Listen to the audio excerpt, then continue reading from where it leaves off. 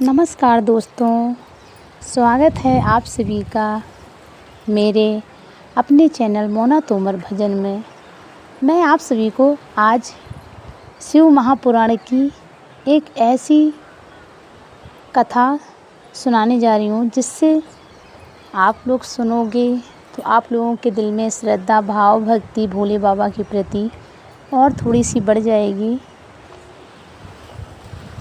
महादेव अपने भक्तों की सहायता करने के लिए कैसे आते हैं और कभी कभी तो उनको लगता है उनका भक्त नहीं आ पा रहा है तो चाहे वो खुद ही उनके यहाँ पर आए, लेकिन आते ज़रूर हैं।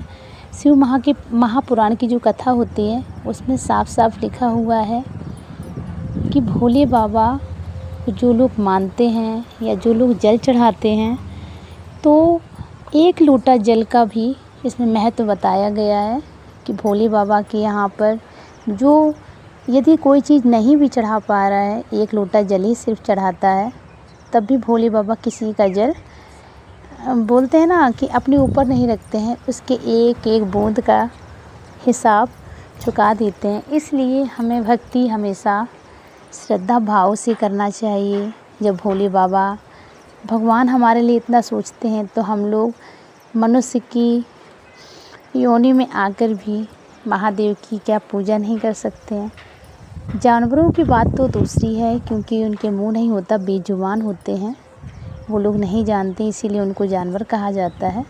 इंसान की यदि आपको काया मिलने के बावजूद भी आप भोले बाबा को थोड़ा सा टाइम नहीं दे पाते हैं, थोड़ा नहीं निकाल पाते हैं, मैं ये नहीं कहती कि आप भोले बाबा की ही पूजा करो, वो तो मेरा ऐसा टॉपिक है शिव महापुराण से रिलेटेड, इसलिए मैं आप सभी से ऐसा कह रही हूँ, गुजारिश कर रही हूँ, प्रार्थना कर रही हूँ कि आप लोग भी भगवान के लिए थोड़ा सा टाइम ज़रूर निकालिए।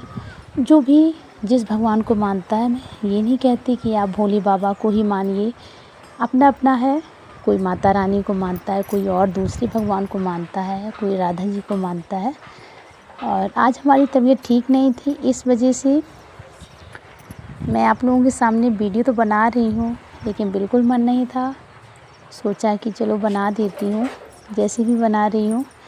तो मैं आपको बताने वाली हूँ कि ये मतलब मेरी ससुराल के ही मैंने अपनी सास से पूछा था, सासू मॉम से, तो ऐसी भोले बाबा की ऐसी बातें चल रही थी, तो उन्होंने बताया एक लोगों की बात।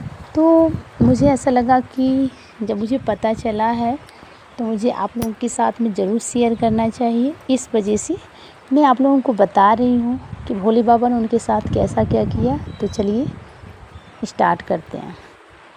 एक गांव में, छोटा सा गांव था, उसमें एक रामू नाम का आदमी रहता था और वो आदमी बहुत ही गरीब था, लेकिन भोले बाबा के प्रति उसको अटूट विश्वास था। रामू जब भी उठता सुबह, और सुबह वो उसके मतलब मंदिर तो होंगे लेकिन बहुत दूर होंगे, कभी कभी होता है, हर इंसान थोड़ा जल्दी जल्दी में रहता है, तो सुबह जल्दी उठता और मिट्टी का ही शिवलिंग ऐसी बना लेता। और इतना गरीब था कि उसके पास में पहले के ज़माने में ना मतलब घी ज़्यादा था, ना दूध था, ना बहुत महंगी वाली कोई सामग्री थी। बस एक लोटा अच्छा सा जल भर लेता था नल से या कुआं से, और बेलपत्र तो मिल जाते हैं कहीं ना कहीं, तो एक बार में तोड़ लाता था, रख दिया करता था, कहीं भी रखता हो टांग के।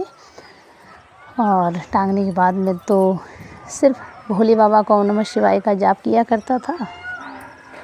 गांव के कुछ लोग थोड़ा सा मजाक उड़ाते, आदमी औरतें, कि देखो रामू आदमी होकर कैसे बताओ पूजा किया करता है, इतना थोड़ा मन कोई और चीज़ में लगाए, कहीं तो थोड़े चार पैसे आएंगे, बस थोड़ा देखो टाइम वेस्ट करता है ना, इसको कुछ मिलता जुलता है। यदि मिलता, भोले बाबा प्रसन्न होते तो कुछ आवाज़ गरीब थोड़ी होता, देखो कैसे लगा रहता है फालतू पागलों के तरीके। लोग थोड़ा तरह तरह की बात करते हैं, आप तो समझ सकते हैं कि गांव में लोग कैसी बातें करते हैं। लेकिन रामू हमेशा मुस्कुरा कर बोल देता कि भोले बाबा की पूजा के लिए भी श्रद्धा भाव चाहिए, ऐसे थोड़ी भोले बाबा की कृपा हो जाती है।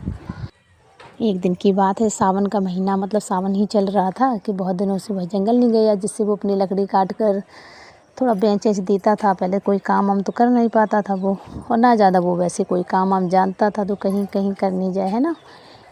तो उसकी पत्नी जो थी उसने मतलब चिंता इतनी हो रही थी कि बताओ घर में कुछ है नहीं, बच्चों को क्या खिलाएंगे बोलो। तो यही सब बातें। रामू ने कहा कि चिंता मत करो, अपनी बीवी से बोला कि चिंता मत करो, जिसने मुझे मतलब अभी तक खिला रहा था वो भी आगे ही खिलाएगा। तो इतना कहकर दोनों की बातें ख़त्म हो जाती हैं। बातें ख़त्म होने के बाद में एक बार और ऐसा था कि अगले दिन समझो या कुछ दिन बाद समझो, बारिश थोड़ी पहले हुआ करती थी ज़्यादा। तो ऐसी बारिश हो रही थी, लेकिन रामू कीचड़ से भरे रास्ते से भी होकर उसने सोचा ऐसे में कब तक चलेगा कि मैं वहाँ घर पे बैठा रहूँगा, कोई काम नहीं करने जाऊँगा बाहर, है ना।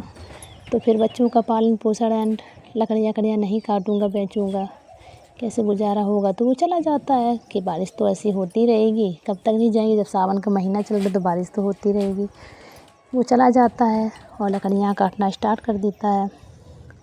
तभी उसकी नज़र एक मतलब बहुत ही प्राचीन काल का होगा कोई, मतलब एक मंदिर था छोटा सा, उसकी नज़र उस पर पड़ती है। तो वो वहाँ जाकर देखता है, ऐसा लग रहा है जैसे मतलब बहुत दिनों से लोग उसकी पूजा नहीं करने गए हैं। रामू के मन में भक्ति जागती है और वो वहाँ से तालाब से या कहीं नदी से कहीं से मतलब पानी थोड़ा डाल देता है, चढ़ा देता है और थोड़ी बेलपत्र चढ़ा देता है।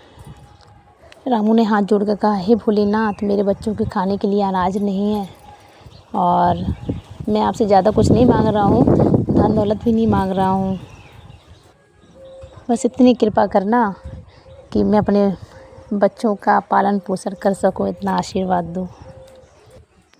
ये कहते हुए वो वापस से फिर लकड़ियाँ काटने चला जाता है। लेकिन उसे झाड़ियों में कुछ समय बाद उसको ऐसा सुनाई देता है, कोई कराह रहा है, मतलब कुछ कराहन रहा है, ऐसी कुछ कहा जाता है, समझ सकते हैं आप लोग, समझ जाइए। जब उसको कराहने की आवाज़ सुनाई देती है तो वो भागकर मतलब वहाँ पहुँचता है तो देखा कोई गंभीर घायल अवस्था में एक साधु वहाँ पर पड़े हुए हैं। रामू ने तुरंत अपनी लकड़ियाँ छोड़ दी और साधु की सेवा करने में लग जाता है। थोड़ा सा पानी उसके पास में जो पड़ा होगा वो साधु को पिलाने लगता है और एक दो रोटी जो भी है सूखी साखी बासी होंगी तो वो भी उनको साधु जी को दे देता है।